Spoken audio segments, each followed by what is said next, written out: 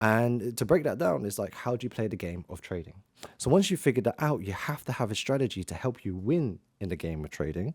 And then that goes into coupled with the risk. Okay. So basically, like the traits, the edge to help you preserve your money, that psychology of winning. I need to go in with a winner's mindset. I need to have a fallacy mindset. Fallacy mindset ultimately means is I'm accepting whatever fate of the trade that happens, even if it loses, because losing the trade doesn't mean I have done anything bad. It just means the market has not reflected to my edge today. Then we have the to-do list, which I can't show you right now, but that to-do list goes through your strategy write-up, not only through your strategy write-up, your tick boxes, and you've seen me mention this in the journal section and all the other, other sections of the course already.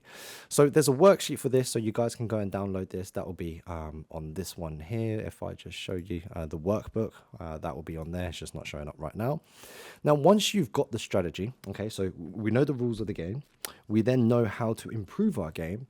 It then is about the consistency of the repetition and the journaling and how to improve it, of doing more of what you're doing right and less of what you're doing wrong. And that just pretty much goes into the same. Let's just go through golf. Okay. Now, if you've got your consistency of your golf swing, you know that, okay, cool. If I do a fade and it hits on the toe, it's going to go to the right. If I'm going to hit it on a draw and it's on the inner, it can pull through. If I turn my arm and roll it over, it pulls to the left. Now, these small details help you control the ball. Well, it's the same thing in trading, which is this whole course, right? This course, and this is focusing on repetition and focusing on me live trading and me showing you everything. You've got to understand, okay, well, if you trade at 9 o'clock, that's going to pull the ball left a bit more. So for example, maybe all the London Open is where the trades wick you out a bit more. So then don't trade London Open. Or let's just say you wait for the first pattern A of the day and it doesn't work. But if you take the second pattern A for the day and it works, then always take the second pattern A. Do you see that? This should be really exciting and really cool, because you really start finding little cool things to add on to help you have an edge to success and just setting yourself up for success. I'm going to do more things that are right and more habitually doing the things that are better. I'm going to wake up early. I'm going to go to the gym. I'm going to be in a good mood. I'm going to be stoic. I'm going to follow my trading plan. I'm going to journal everything. I'm going to do the reps.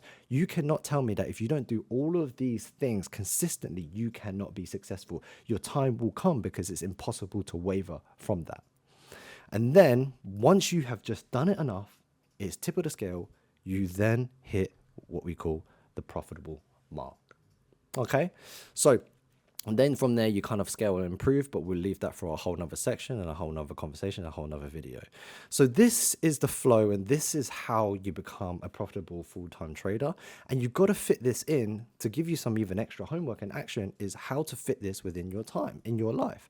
So let's just say we're going to go traditional route of a 9 to 5, and this is similar to how my life used to look like, but maybe even a bit crazier. Is the fact that, well, I've got the wrong time because it's 12 a.m. is that, let's just say you wake up, you have a simple 9 to 5 job, okay? And we're waking up at 5:30 a.m. You work on trading from 6 a.m. to 8 a.m. So 5:30, you got 30 minutes to get yourself up, sort your life out. Then 6 till 8, you basically learn to trade or go through, the basics. Pretty much any part of this journey that you're in, you put into these 2 hours. And then 9 till 5 is when you work. So, you finish at 8, and that includes breakfast, traveling to work. So giving you an hour both ends. You finish at 5 p.m., then you still have to get home, and then you're back home at 6 p.m. You have dinner, maybe some family time, and then at 7 p.m. you get to work. So you use your work hours in the day, and then you do your second job in the second part of your day. And this is where it's important to keep working on the second part of your day until it can become the full-time part of your day. And there's no point just going all in, because what happens if it doesn't work? And I'm not trying to break, your spirit and say, hey, it's not going to work. I'm just trying to say, let's set ourselves up for success. If it can't work with me doing it part-time, how am I going to make it work doing it full-time? That's the delusion that a lot of traders have.